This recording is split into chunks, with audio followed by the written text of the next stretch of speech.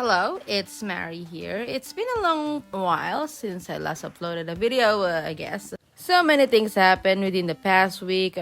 We lost electricity, and last week I got really sick. I have a very terrible stomach pain experience, so I had to halt all of my projects. And then I started working on this character expression video, and I was actually halfway through with it, and then I realized this character tutorial expression is not really good. I wanted to add a bit more effort and try to really break down the tutorial in a very simple way, straight to the point and not confusing at all. So basically, I'm gonna break down how I did my character expression, share some tips and tricks for you guys to learn. And yeah, that's it. I just wanna make this straight to the point. I when I was listening to that video, there was a lot of saying and other shenanigans, and I don't want it. Okay. So let's begin with a simple question. Why do a lot of artists struggles to draw character expression? You know what? I'm not gonna sugarcoat it. I'm gonna say it straight to the point. It's because of anime. Now, hear me out. I know there are other reasons why we struggle to draw expression, but I feel like anime is the most common reason why we stray away from very expressive characters. Mainly because majority of us are influenced by anime. We were watching anime and we're like, hey, I want to draw as well. I want to try drawing that. And tend to copy the art style of the anime. And not only that, I asked my friends and they said the same thing. It's because of anime. So I'm blaming anime for this. I think the next closest reason why you'd struggle with expression is when you're doing a very realistic or semi-realistic art style and then you shift to cartoony stuff. And obviously, since you're not used to cartoony art style, you will definitely face some challenges and difficulties trying to get used to that style because cartoony and realism art style are opposite. Now, let me clarify for a while here. I'm not saying that anime doesn't have a very expressive emotion because they do have them, especially when it comes to animation. They do have that. It exists within them, it exists there. The problem is that a lot of beginner artists are more attractive to like a splash art illustration where the face is stiff and looking at the camera. So here's what I'm going to say to you. Animation is fine. They have a very expressive emotion. The problem is you're looking at the wrong reference, buddy. So what I recommend you to do is to stop looking at splash art. Stop focusing on the still illustration, on the promotional art, and start focusing on the animation itself, the show itself. Go watch an anime and pause the video and then use that video or use that image and break down that emotion of the character because they have the most rawest emotion there because they're acting it out. It's in motion. It's far better to use a reference when it's actually moving. You pause it down, break down the shape, and there you go. You study it. That's far more better than a still image, especially when it's looking at the camera. Okay, so let's start doing an emotion by scratch. We need a head. This is just a generic head. We don't need to be too extra about it because we're just focusing on the emotion. Okay, this is a scratch one, and the emotion we wanna draw in is like a sad one. So we're creating a sad looking character. So here's what I want to do. Here's what we're gonna do. What I do is I draw the pupil, small dot, and then this is just a rough sketch of the emotion. Kind of squinting, the nose, really devastated. So I'm gonna give you a few tips on how to make an emotion very expressive. Number one is the not eyelash, it's the eyebrow. Make sure for eyebrow. Is that how you spell eyebrow? Oh my gosh, I don't know. And the squinting of the eyes. Squinting. The more the character is expressing strong emotion, the more they will squint. The more the eyebrow and the squint, more squinting. You know what I mean? Oh my gosh, I'll just show you. Oh my goodness. So for example, um this eyes, like this emotion, he's looking pretty sad. Like for example, someone ate his cookie that he's been saving for the last 10 years, and then the one who ate his cookie is his none other than best friend, his trusted best friend. Don't eat that cookie, but he ate it in the end of the day. So he's gonna have this strong emotion. Like, I know it's the best emotion for that story is probably disappointing, but that's disappointed. But let's say this character is a baby character, like he's a sensitive one. So let's give him a do the eyes now. Squinting, squinting eyes. This is a very quick demonstration. The eyebrows. And my tips when drawing eyebrows, make sure that they're actually near the eyes, because that's what I've learned. I from an artist YouTuber. I think that was drawing waffles. She said that it gives more a natural look to the face when you draw their eyebrows near to their eyes. So I think it was her. I'm not sure if it's okay. I'm lost right now. There. It's sad. It's devastated. How dare you take my cookie? I trusted you, Moit.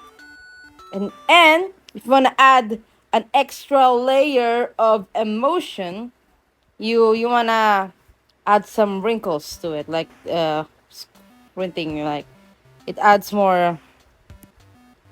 See, some more.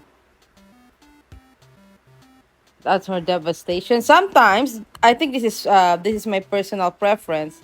I add the wrinkles or extra lines to the eyeballs to really add that volume of the expression. Let's remove this and see.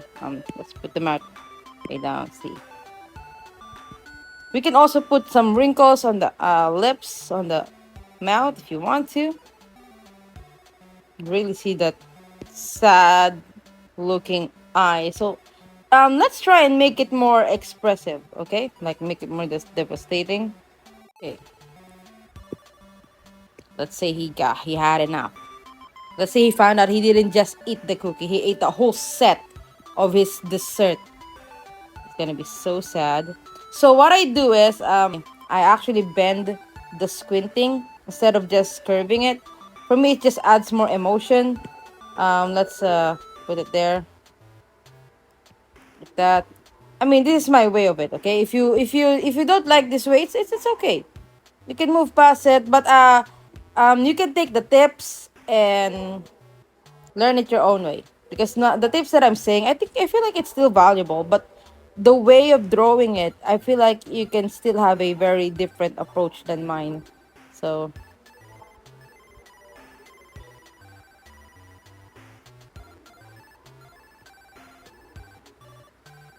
I can let's push it. Let's push the motion.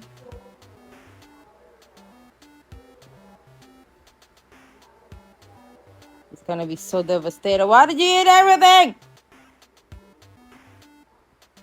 Okay, let's actually wait, what's that? Am I in a different layer? Oh yeah, I am. Why am I in a different? Anyway, let's push the let's break the eyebrows.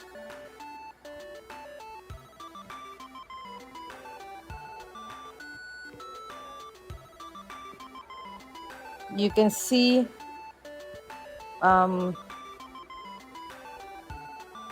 the difference. This is the first one and second one. Think more of the difference of in the mouth there. Adding wrinkles, details. There we go. He's so sad. So sad. Sababu. So this is my character expressions sheet. This is Diu from my webcomic I've been working on. It's the main character. So let's break down the emotions, shall we? How I did this. So Here's what I recommend you to do. Like I said, I already explained this where I was explaining how to reference anime better. You should break down everything. Should break down, trace the art for learning, okay, for studying purposes. It's that way. You just have. It's just far better to understand the anatomy when you break down the shapes. So what we're gonna do here is break down. So we're gonna get the head first. Don't have to be too perfect about it because we're gonna talk about the emotion. Here's the thing. I already explained this in my character design video with Dio. Um, since he's such a baby, he cries like this. So when doing character expression, always keep in mind who the character you're drawing, because sometimes the character's reaction and expression depends on what type of person they are. For example, if you have a very cold-hearted person character, they don't actually show so much sadness like expression, if you know what I'm trying to explain. So yeah, so let's try to break this down. um Here's the eyelids. And here's where I was trying to say I break the eyelids to show more the intensity of the feelings of this character. There you go. So here's a tip when doing eyebrow. So this is how I draw eyebrows. So you know when people just draw that and then call it a day, and it's done. I'm not saying doing eyebrows like this is a crime and you deserve to go in jail. No, that's not it. It's perfectly fine. But if you want to make it look a little bit better, here's a tip from you from me.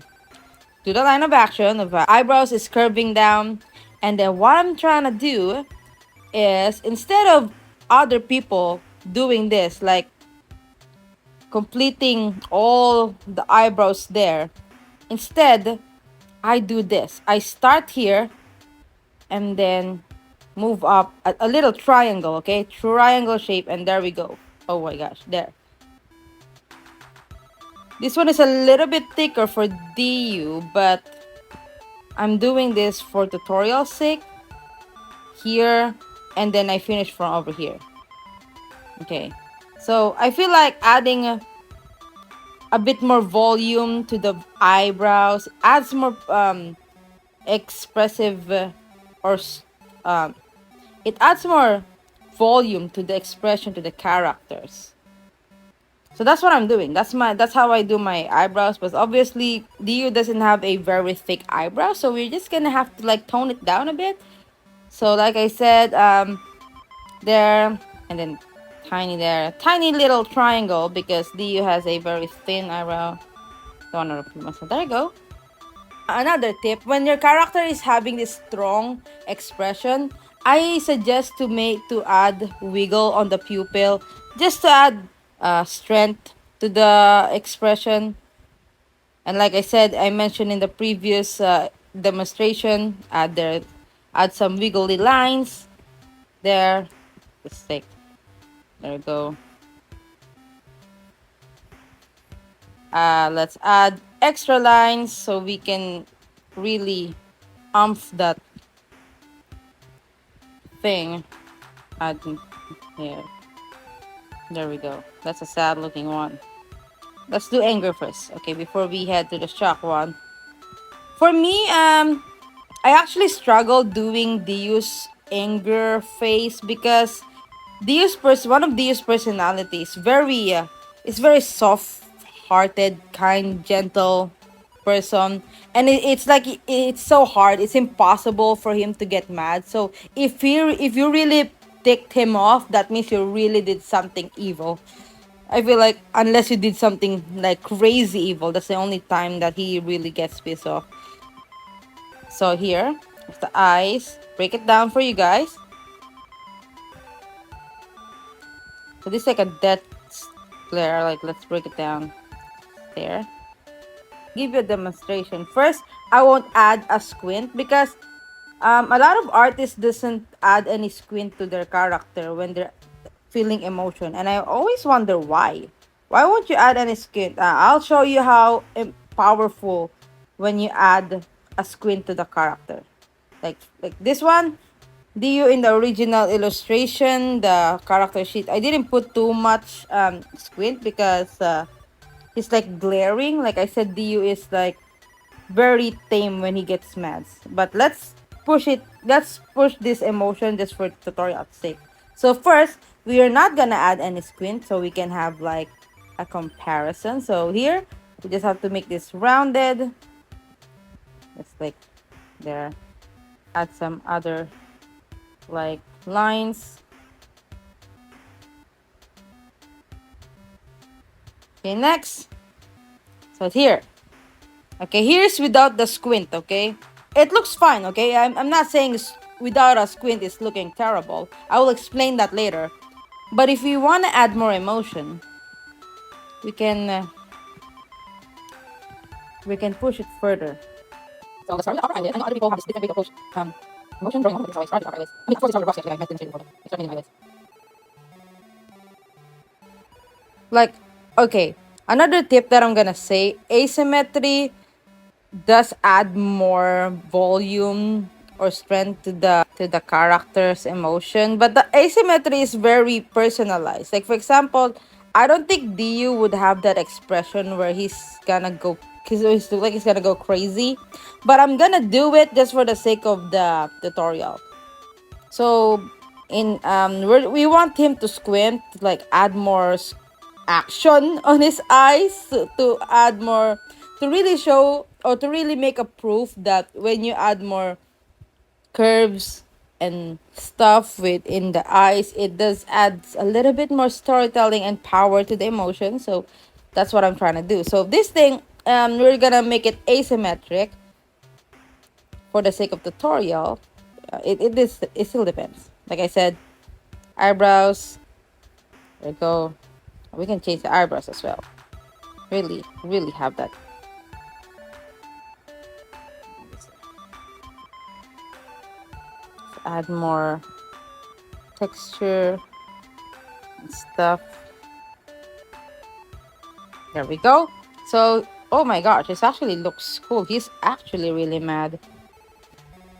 So this is the first one without the squinting. He's just staring at you. And this is the other one, another example with asymmetric and a little bit of squinting on the eyes. So yeah, we got that. So yeah, this is the difference when you try to add some squinting action. But sometimes it's not really necessary to put squinting. Like for example, this one looks good, okay?